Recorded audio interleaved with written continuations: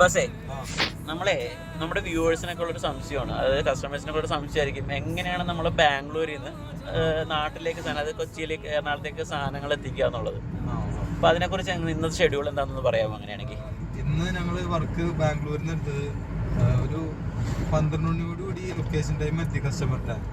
എന്നിട്ടൊരു 4 മണിയോടുകൂടി പാക്കിങ്ങും ഫസ്റ്റ് ഫ്ലോറിൽ നിന്ന് നടന്നു.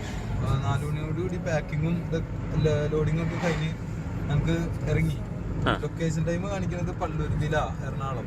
അപ്പോൾ 4 മണിക്കാണ് ലൊക്കേഷൻ കൊടുക്കുന്നത്.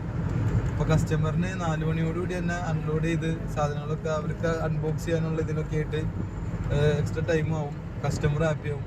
അതുകൊണ്ട് മാത്രം അപ്പോൾ നാളെ നമ്മൾ രാവിലെ ഒരു 4 മണിയൊക്കെ ആകുമ്പോൾ പള്ളുരുത്തിയിൽ, അതായത് കൊച്ചിയിൽ നമ്മൾ അൺലോഡിങ് കൊടുക്കും. അപ്പോൾ സത്യം പറഞ്ഞാൽ 24 hours നമ്മൾ ഇതിവിടെ പൂർത്തീകരിക്കുകയാണ് ശരിക്കും പറഞ്ഞാൽ ബാംഗ്ലൂരിലെ, അല്ലേ? ബാംഗ്ലൂർ ടു കൊച്ചി. ഇപ്പോൾ കസ്റ്റമർ ഹാപ്പി ആയിരിക്കും എപ്പോഴും, അല്ലേ? ഓക്കെ.